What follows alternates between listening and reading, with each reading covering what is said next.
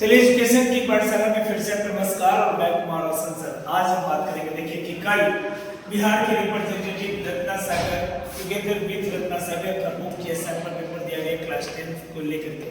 और ये जो बुक है इसमें समझिए कि प्रीवियस 10 ईयर 2026 से लेकर के 2016 से लेकर के 2025 तक का दिया हुआ है। साथ ही साथ हम आपको बता दें कि यह जो सोशल साइंस है इसमें क्या है कि हिस्ट्री हो गया 20 मार्क्स, सिविक्स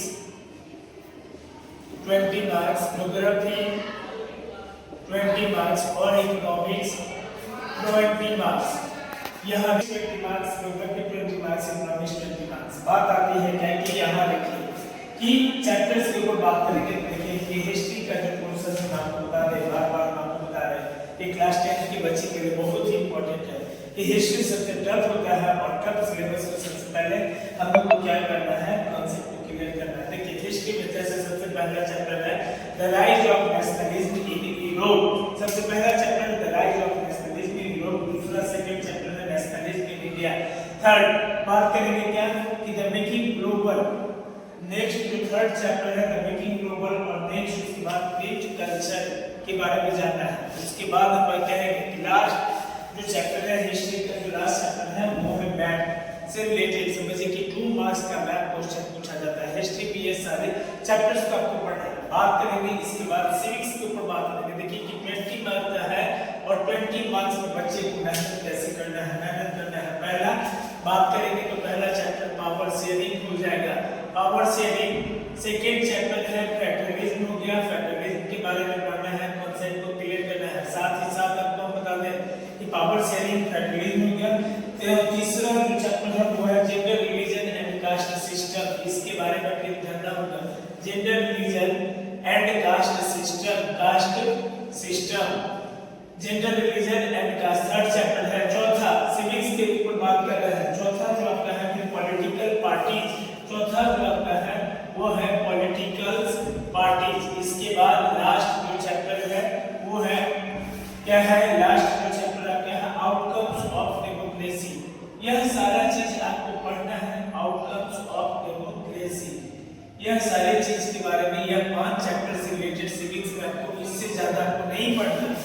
यह 20 मार्क्स का आपको कवर अप करना। अब बात करेंगे, देखिए क्या है कि अब हम बात करेंगे ज्योग्राफी के ऊपर बात करेंगे। देखिए ज्योग्राफी सीधा कर रहा है क्या, ज्योग्राफी सीधा कर रहा है क्या कि रिसोर्स एंड डेवलपमेंट। पहला रिसोर्सेस एंड डेवलपमेंट के ऊपर यह जो है resources and development second chapter जो आता है। रिसोर्सेस के बारे में सेकंड जो आपका आता है वो है क्या forest and wild life resources, forest and wild life resources. अब इसके बाद बात आती है तीसरा forest and wild life resources के बाद तीसरा जो आता है वाटर रिसोर्सेस के बारे में। तीसरा वाटर रिसोर्सेस। इसके बाद आता ही है चौथा जो चैप्टर है वो है एग्रीकल्चर के बारे में जानना है।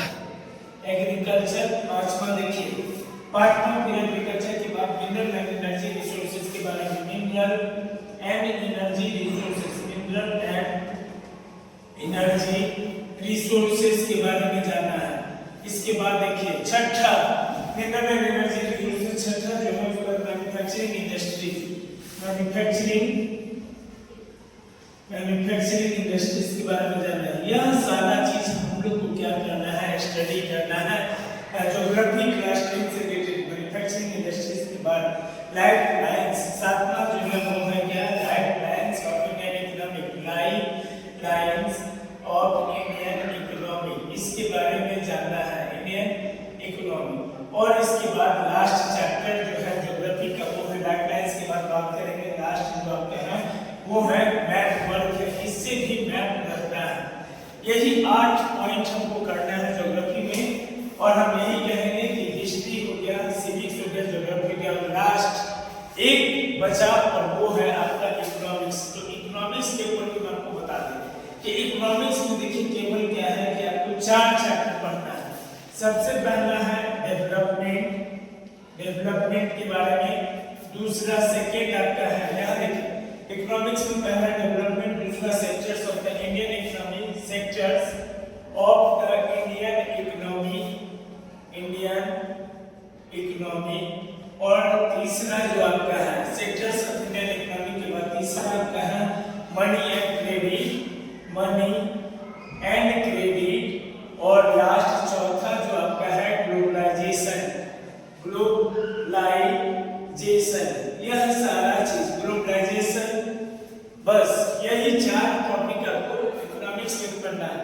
तो हिस्ट्री, सिविक, ज्योग्राफी, इकोनॉमिक्स का प्लान है। और नेक्स्ट जो वीडियो रहेगा साइंस से रिलेटेड हम आपको बताएंगे कि क्लास 10th में वेरी इंपॉर्टेंट क्या है, और यह सोशल साइंस का सबसे वेरी